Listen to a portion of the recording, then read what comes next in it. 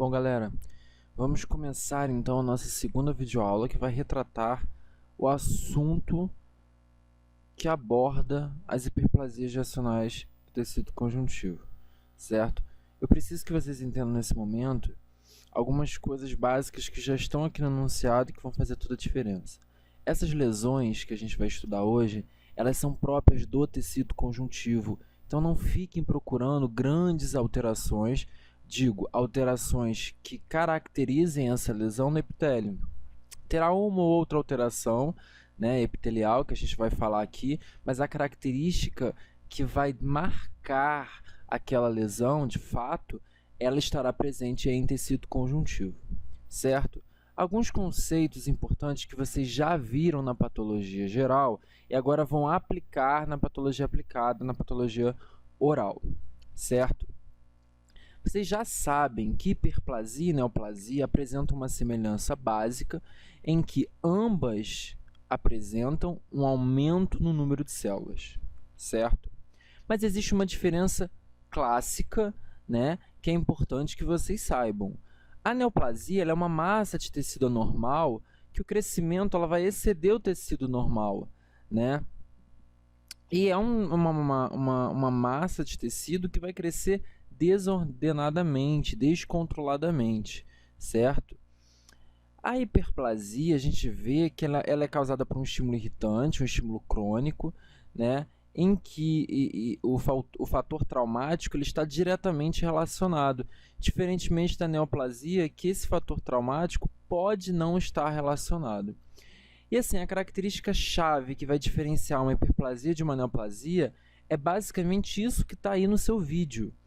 Quando eu tenho uma hiperplasia, se eu tirar esse fator traumático, se eu tirar esse estímulo, o crescimento celular ele vai cessar, ou seja, ele vai parar, ou ele vai regredir após essa retirada, ou seja, uma lesão.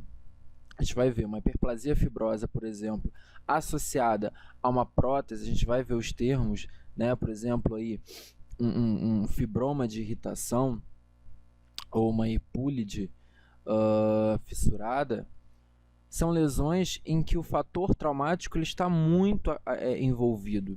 Se eu tiro esse fator traumático, essa minha lesão, essa minha hiperplasia, ela vai cessar ou ela vai regredir, ou ela vai diminuir de tamanho, por exemplo, clinicamente falando. Já numa neoplasia, eu posso cessar com esse estímulo, eu posso retirar esse estímulo, mas mesmo assim haverá crescimento celular. O número de células continuará aumentando independentemente de haver retirada do estímulo ou não. Certo até aí? Tendo em vista esses conceitos, a gente vai partir para lesões reacionais. As lesões reacionais, as quais nesse grupo nós vamos estudar a hiperplasia fibrosa, o granuloma piogênico, a lesão periférica de células gigantes e o fibroma ossificante periférico, são lesões que são causadas por traumas de longa duração e baixa intensidade. O que isso quer dizer? Esse trauma ele está acontecendo há muito tempo. Né? O paciente está com aquela prótese machucando a mucosa, né? Ferindo a mucosa, em contato com a mucosa há muitos anos. Só que é um trauma de baixa intensidade, um trauma que de pouquinho em pouquinho a cada dia vai gerar uma lesão a longo prazo. É isso que quer dizer um trauma de longa duração em baixa intensidade, que vai causar as lesões reacionais que nós vamos estudar hoje. A primeira delas, a hiperplasia fibrosa, clinicamente é isso daí. Eu estou vendo um trauma, o paciente acaba mordendo ali a mucosa labial, e aí eu gero o que nesse paciente? Eu gero um trauma de longa duração, um trauma que acaba sendo aí de uma baixa média intensidade, que a longo prazo vai gerar uma lesão nodular, como a gente está olhando aqui. A hiperplasia fibrosa, geralmente, ela se apresenta como um nódulo, principalmente em mucosa jugal, que acaba sendo o caso aqui, né? Se a gente for puxar, a gente vê que nem era mucosa labial, no caso aqui já é uma mucosa, já é mucosa jugal.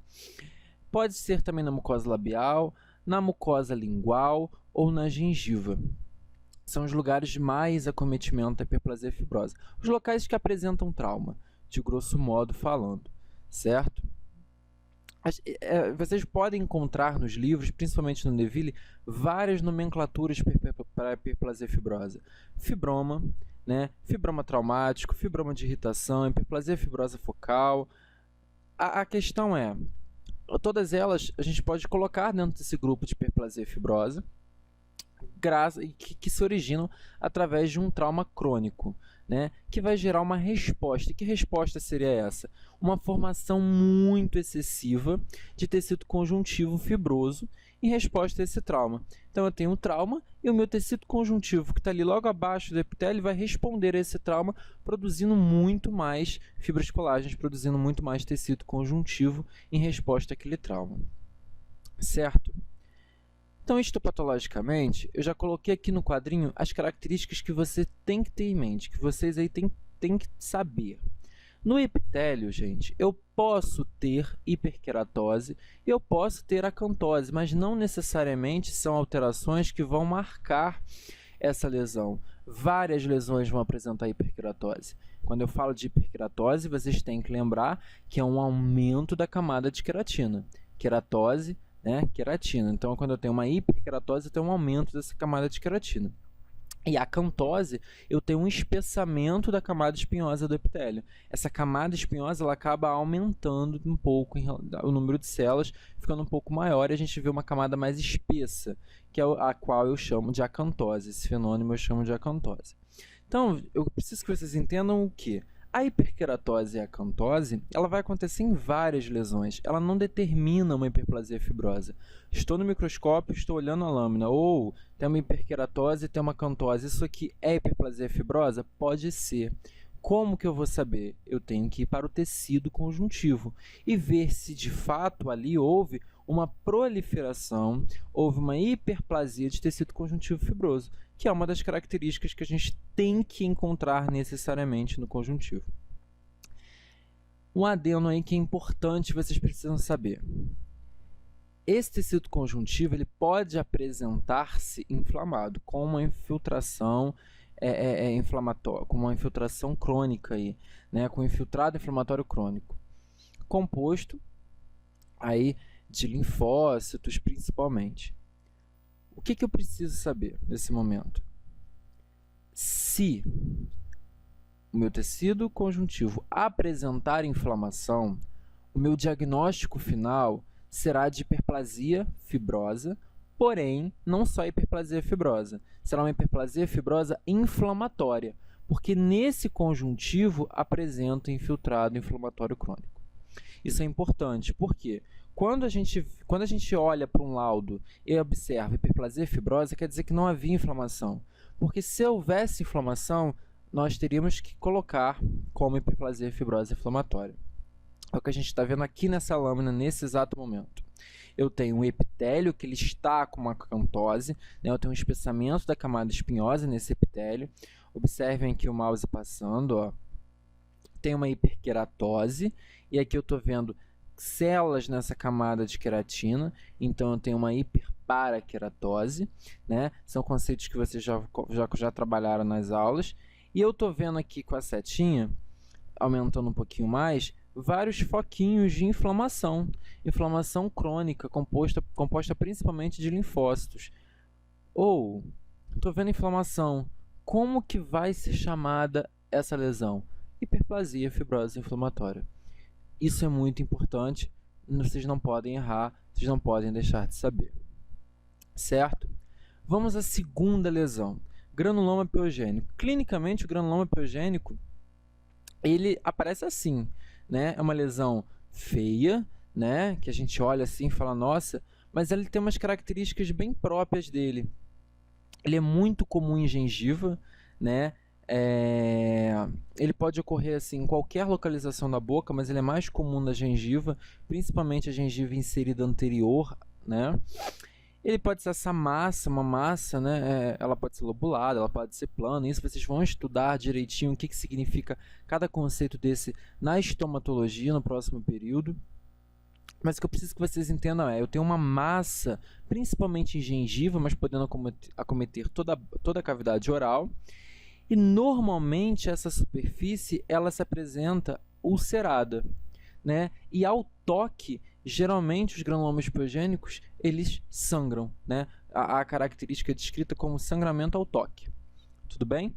Em mulheres grávidas, isso pode ocorrer com uma frequência um pouco maior, chamando-se assim de granuloma gravídico ou de tumor gravídico. Tá? Só adendos que vocês podem ouvir, podem ler nos livros, só para vocês se situarem. É muito comum em crianças e adultos jovens, principalmente esse trauma. Qual o trauma que pode acometer, que pode gerar um granuloma piogênico? Biofilme, placa dental, são traumas, né, de longa duração e baixa intensidade que podem gerar, então, essa proliferação que a gente vai ver histopatologicamente como, de novo, no epitélio. Eu posso ter aquelas características que eu tinha lá, só que agora eu posso ter com uma maior frequência em granulomas piogênicos regiões ulceradas, porque clinicamente a gente viu que o granuloma piogênico ele pode ter úlcera, né? Ele pode ser ulcerado, uma superfície ulcerada. Então lá na lâmina eu vou ver o que? Uma região ulcerada, que não vai conter epitélio. Só que o que vai determinar o granuloma piogênico está lá no conjuntivo. Por quê? No conjuntivo, eu vou ver uma proliferação que vai lembrar o tecido de granulação. Como que seria isso? Eu vou ter uma proliferação muito grande de fibroblastos, né, que vão secretar as fibras colágenas, mas esses fibroblastos eles estão numa forma que a gente diz que é uma forma jovem desses fibroblastos. Eu vou ter muita célula inflamatória e vou ter vasos sanguíneos num número bem elevado, e quando a gente olha para esses vasos, a gente percebe que esses vasos eles são neoformados, eles são muito recém-formados, né? Então, assim, o que é o tecido de granulação? Vaso neoformado, fibroblasto jovem e célula inflamatória. É essa característica de tecido de granulação, né? Essa proliferação vascular, que vai me lembrar, então, esse tecido de granulação. Na lâmina a gente vai ver exatamente isso. Estou vendo um epitélio, né? Aqui eu não estou vendo uma região ulcerada, eu estou vendo uma hiperqueratose, estou vendo um epitélio, em algumas áreas um pouco, né, de acantose. No tecido conjuntivo, eu consigo ver um tecido conjuntivo relativamente normal, e logo abaixo eu consigo ver uma proliferação de vasos sanguíneos neoformados, vários vasos sanguíneos neoformados, muitas células inflamatórias e vários fibroblastos jovens. Nesse momento, lembrando uma proliferação que lembra um tecido de granulação, eu vou dizer para vocês que esta lâmina é de um granuloma piogênico, em que vai apresentar fibroblastos jovens, de novo, células inflamatórias e vasos neoformados, certo? Terceira lesão, lesão periférica de células gigantes. Ok, se é lesão periférica, na estomatologia vocês vão estudar um pouco mais disso, mas percebam células gigantes. Vocês já ouviram falar das células gigantes em patologia geral. Então é uma lesão que nela vai estar presente células gigantes. Isso é importante que vocês saibam, que vocês vejam. Clinicamente, é essa lesão aí. Nossa, pode lembrar um granuloma piogênico? Pode lembrar uma hiperplasia fibrosa? Pode sim. Tanto que as lesões desse grupo podem ser consideradas diagnósticos diferenciais entre elas mesmas. Mas assim, a lesão periférica de células gigantes e a próxima lesão, que a gente vai ver daqui a pouco, uma característica muito importante delas é que elas são lesões exclusivas de gengiva ou rebordo alveolar. Diferença: o rebordo alveolar é a gengiva que abrigava um dente, esse dente foi perdido e não tem mais ali um elemento dentário. Então ali eu tenho somente a gengiva. E essa gengiva, ela é chamada de rebordo alveolar. Então assim, estou em rebordo alveolar ou estou em gengiva, essa lesão só vai acontecer nesses dois lugares. É uma lesão exclusiva desses dois lugares. Claro que o granuloma piogênico pode acontecer também em gengiva, em rebordo. Claro que pode a hiperplasia fibrosa também. Mas assim, exclusivamente desses locais, lesão periférica de células gigantes. E uma outra lesão que a gente vai ver daqui a pouco. Na histopatologia, a gente vai ver no epitélio também regiões que podem ser ulceradas, assim como no granuloma piogênico. E no conjuntivo, eu vou ver de fato as células gigantes multinucleadas, proliferadas. E essas células gigantes elas vão estar entremeadas num meio de células mesenquimais que meio fusiformes, parecidos assim, lembram um pouco os fibroblastos ou células mesenquimais um pouco mais ovaladas, né? A gente vai ver isso na lâmina daqui a pouco.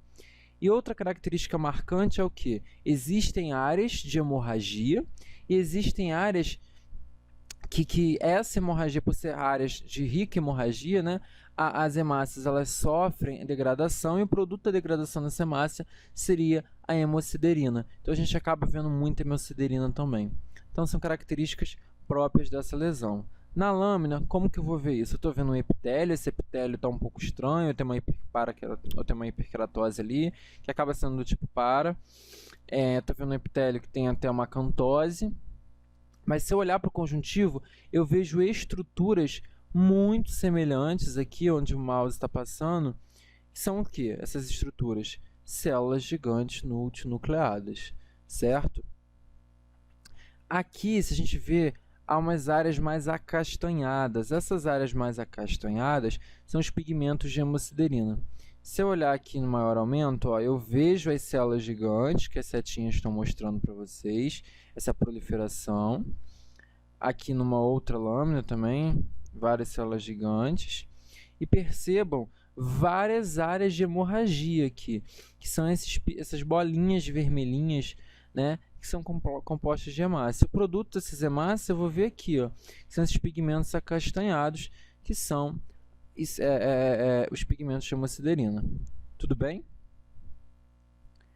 Que estão mostrando na setinha aqui, onde estão os pigmentos de hemosiderina, que são os produtos da degradação das hemácias, que estão aí todas saltitadinhas, bonitinhas, rosadinhas na lâmina, certo? Antes da gente falar do fibroma ossificante periférico, eu preciso que vocês entendam que essas células gigantes multinucleadas, elas surgem de algum lugar. E dentro da patologia oral hoje, há uma grande discussão da onde surgem essas células gigantes multinucleadas. Chegamos a um consenso de que a grande maioria das pessoas acredita, mesmo ainda isso estando em grande discussão, que essas células gigantes multinucleadas elas se originem dos osteoclastos do ligamento periodontal, certo? Que está presente aí. Vocês já vão estudar isso, se já não estudarem alguma das matérias específicas. O ligamento periodontal, que serve aí como suporte, como tem toda uma função para o dente, estando aí na estrutura óssea da maxila e da mandíbula, que se a gente olhar, analisar, é a gengiva, é o rebordo, e é onde está acontecendo exclusivamente essa lesão. Então, as pessoas, os grandes estudiosos acreditam que estejam derivando, então, de osteoclastos. Vocês viram isso lá em histologia, toda a embriogênese, toda a odontogênese, desculpem, e vocês viram os osteoclastos no ligamento periodontal. Então, algumas pessoas acreditam que isso se origina daí. E é a corrente que nós seguimos aqui. Então, saibam, isso pode ser importante. Tudo bem? Bom, falando agora do fibroma ossificante periférico, que também a gente olha assim e fala, nossa, são lesões muito parecidas, de fato, clinicamente é uma lesão muito parecida, mas ela também é exclusiva de gengiva rebordo. Então, assim, saibam sempre, lesões exclusivas de gengiva rebordo, fibroma ossificante periférico, lesão periférica de células gigantes. Todo mundo se atentando para como se fala e como se escreve corretamente esses nomes, essas lesões, para não misturar uma lesão com a outra, que é muito comum nos alunos confundirem esses nomes, acabar chamando de granuloma ou fibroma, misturar isso tudo. No Neville, que é o livro base de vocês podem encontrar algumas diferenças, como granuloma periférico de células gigantes, no caso da lesão periférica. Mas isso a gente vai fechando nas monitorias, no próprio estudo do dia a dia, vocês vão falando e a gente vai encaixando para vocês as nomenclaturas que o livro usa. Tudo bem? Na histopatologia, eu também posso ter regiões ulceradas dentro do fibroma ossificante periférico. Não é uma característica que vai determinar. Posso ter. Sempre no epitélio, gente, eu posso ter um epitélio normal, posso ter um epitélio ulcerado, pode ter um epitélio que tem acantose, posso ter um epitélio que tem hiperkeratose. Não necessariamente terá. Certo? Isso é importante que vocês saibam. No epitélio, então, são características que podem ter, ou na maioria das vezes tem. Mas no conjuntivo, por ser um grupo de lesões de conjuntivo, essa lesão propriamente ela tem que estar presente para configurar então a lesão que a gente está estudando. O fibroma ossificante periférico, que vai diferenciar o fibroma ossificante periférico de um granuloma ou fibroma ossificante de uma hiperplasia fibrosa? Porque nesse fibroma ossificante eu vou ter hiperplasia fibrosa, só que dentro dessa hiperplasia fibrosa eu vou ter áreas de material semelhante a osso ou cemento. É exatamente o que eu estou falando ali. Eu tenho uma proliferação de tecido conjuntivo fibroso, existem áreas de material semelhante a osso ou a cemento, a gente acaba falando aí de um material osteoide dentro dessa hiperplasia, dentro dessa proliferação de tecido conjuntivo, certo? Então eu vou ter uma proliferação fibrosa associada à deposição de material mineralizado, né? Tendo um conteúdo aí muito grande de fibroblastos e de fibras colágenas, consequentemente, e dentro disso tudo eu vou ver exatamente isso daqui. Eu estou vendo um epitélio, estou vendo aí uma grande proliferação de tecido conjuntivo fibroso, mas lá embaixo eu observo uma estrutura parecida com material osteoide, que lembra um osso, lembra um cemento. E aí eu vou fechar o diagnóstico, que é um fibroma ossificante periférico, certo? Se a gente observar bem, ó, é o material osteoide que eu coloquei na tela para vocês. Se aproximando aí, vocês conseguem ver que lembra um pouco o osso, lembra um pouco o cemento, certo?